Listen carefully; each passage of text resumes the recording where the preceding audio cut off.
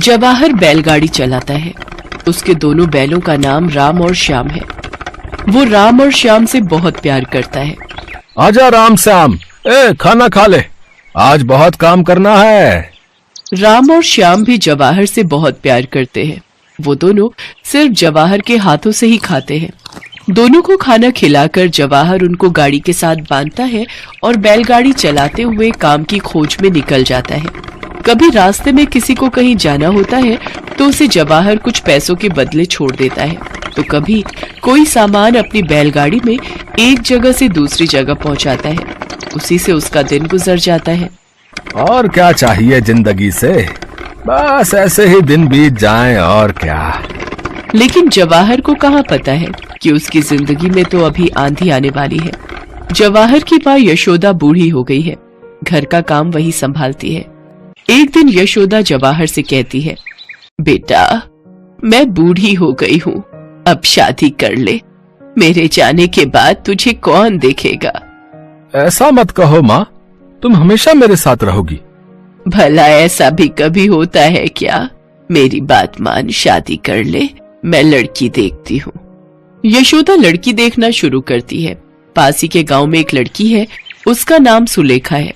सुलेखा बड़ी घमंडी और खुदगर्ज लड़की है। वो अक्सर अपनी सहेलियों से कहती है, मैं शादी करूंगी तो किसी अमीर लड़के से करूंगी, हाँ तुम लोग बस देखते रह जाओगे। हाँ सुलेखा, तू इतनी सुंदर जो है। यशोदा उसी गांव की लड़की है।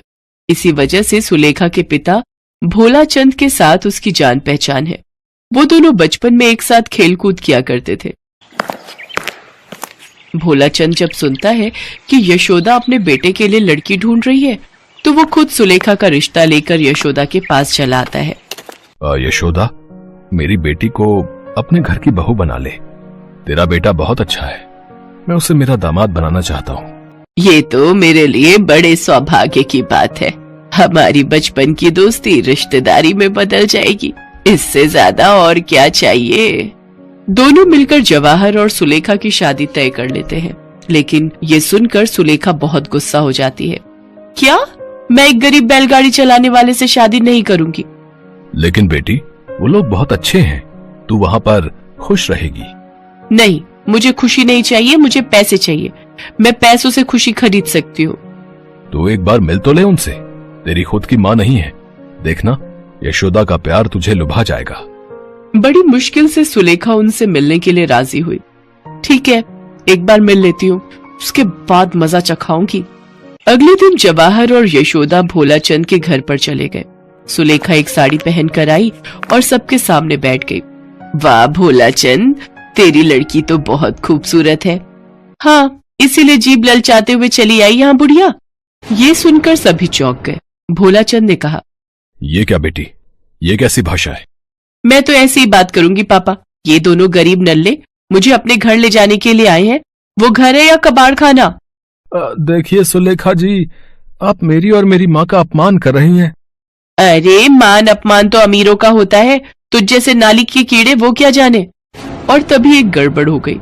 यशोदा का दिल कमजोर था, वो ये सब सह नहीं पाई। उसे हार्ट अटैक आ गया। माँ क्या हुआ? माँ क्या हुआ? क्या हुआ यशोदा? यशोदा टेढ़ी हो गई। सुलेखा ने हंसते हुए कहा, बहुत अच्छा हुआ। वैसे भी बुढ़िया धरती पर बोझ है, बोझ। सुन लड़के, मुझसे शादी करनी हो ना तो 1 साल के अंदर 10 लाख रुपए कमाकर मेरे सामने ला, तब सोच कर देखूंगी। ये बोलकर सुलेखा चली गई। यशोदा को अस्पताल ले जाया गया, लेकिन उसे पैरालिसिस हो गया। डॉक्टर साहब ने कहा, इन्हें ठीक करने के लिए 5 लाख रुपए की जरूरत है। पैसा है तुम्हारे पास? जिंदगी में पहली बार जवाहर को अपनी गरीबी पर दुख हुआ। वो सोच में पड़ गया। घर बैठे सोचता रहा। सुबह राम और श्याम को लेकर काम पर निकल जाने लगा और शाम को घर लौटकर खाना बनाने लगा और अपनी माँ की देखभाल करने लगा। कुछ महीने ऐसे ही बीत गए। खाना बनाते बनाते जवाहर को खाना बनाने से प्यार हो गया, लेकिन अपनी माँ की दवाई खरीदने के लिए उसे घर गिरवी रखना पड़ा। उधर सुलेखा सोशल मीडिया की मदद से एक लड़के से मिली। लड़के का नाम सुशांत है और वो बहुत बड़े अमीर आदमी का लड़का है। मुझे तो तुम जैसे किसी का इंतजार था, आज मुझे सब कुछ मिल गया है सुशांत। हाँ सुलेखा, तुम बहुत खूबसूरत हो। हम दोनों जिंदगी भर साथ रहेंगे। सुलेखा एक खुशहाल जिंदगी का सपना देखने लगी। इधर 2 महीने बाद भी जब जवाहर पैसे नहीं लौटा पाया, तब उसे और उसकी माँ को घर से निकाल दिया गया। ऐसा मत कीजिए साहब, हम गरीब हैं, हम कहाँ जाएंगे? वो बात कर्जा लेने से पहले सोचनी चाहिए थी। अब जा भाग यहाँ से, आज से घर मेरा। जवाहर ने यशोदा को बैलगाड़ी पर सुला दिया और वो बैलगाड़ी चलाकर शहर की ओर चलने लगा। उसके पास सिर्फ खाना बनाने के लिए एक चूल्हा है। माँ, आज से ये बैलगाड़ी ही हमारा घर है। क्यों राम श्याम, हम दोनों इसमें रह पाएंगे ना? राम और श्याम ने चिल्लाकर सम्मति दी। जवाहर शहर पहुंच गया। शहर तो आ गया मैं, लेकिन अब पैसे कैसे कमाऊं? क्या करूं? माँ को बैलगाड़ी में छोड़कर कहीं जा भी तो नहीं सकता, और यहाँ बैलगाड़ी में कोई चढ़ेगा भी नहीं। क्या करूं, कुछ समझ में नहीं आ रहा है। शाम होते ही जवाहर ने देखा कि आसपास बहुत सारे लोग ठेला लेकर आ गए और खाना बनाकर बेचने लगे। तब जवाहर के दिमाग में आइडिया आया। अरे, मेरे पास तो चूल्हा है और माँ की गुप्त कुछ रेसिपी भी, क्यों ना मैं भी खाना बेचूं? जवाहर के पास जो कुछ बचे खुचे पैसे थे, उससे जवाहर ने सब्जियां खरीद ली और उससे खाना बनाने लगा। अरे वाह, ये कौन सी डिश है भाई? ये है अनोखी आलू। ये मेरी माँ ने मुझे सिखाई है। अरे वाह, नाम तो बहुत बढ़िया है भाई। अनोखी आलू है और स्मेल भी बढ़िया है भाई इसकी। दो जरा, मुझे एक प्लेट अनोखी आलू दो। उस आदमी ने खाना खाया और उसे बहुत अच्छा लगा। ऐसे ही बहुत सारे लोग आते रहे और खाना खाते रहे। जवाहर के पास पैसे भी जमने लगे। उसे खाना बनाने में मजा आने लगा। उसने खुद से बहुत सारी नई रेसिपी बनाई। उधर सुलेखा सुशांत के साथ शहर में इधर उधर घूमती रही और ऐसे ही घूमते घूमते वो दोनों जवाहर की बैलगाड़ी के पास चले आए। अरे, तू यहाँ बैलगाड़ी में बैठकर खाना बेच रहा है? तेरी औकात तो यही करने की है। ऐसे क्यों बात कर रही हो तुम? भैया, आप मुझे हर एक डिश एक एक प्लेट लगा कर दो। जवाहर ने सुशांत को एक एक प्लेट हर डिश का दिया। खाना खाकर सुशांत को बहुत अच्छा लगा, पर उसने सुलेखा के सामने कुछ कहा नहीं।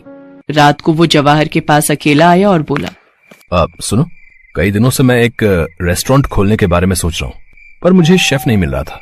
तुम अच्छा खाना बनाते हो, तुम मेरे साथ पार्टनरशिप करोगे? हाँ हाँ जरूर, लेकिन सुलेखा। अरे तुम उसकी चिंता मत करो, वैसे भी मैं कल उससे ब्रेकअप करने वाला हूँ। पापा मेरी शादी किसी और के साथ तय कर चुके हैं। अगले दिन सुशांत ने सुलेखा के साथ ब्रेकअप कर लिया। सुलेखा को धोखा मिल गया। जवाहर ने सुशांत के साथ पार्टनरशिप कर लिया और वो रेस्टोरेंट का मालिक बन गया। उसने अपनी माँ का ऑपरेशन करवाया। यशोदा पूरी तरीके से ठीक हो गई और 1 साल के अंदर जवाहर करोड़पति बन गया। ये देखकर सुलेखा जवाहर के पास आई। जवाहर, मुझे माफ कर दो, मैं तुमसे शादी करने के लिए तैयार हूँ। अरे जाओ जाओ, तुमसे अच्छा तो मेरे 2 बैल हैं, बुरे वक्त में साथ तो देते हैं। जाओ यहाँ से, मैं फालतू लोगों से बात नहीं करता। सुलेखा को सीख मिल जाती है और जवाहर यशोदा के साथ खुशी खुशी जिंदगी बिताने लगता है।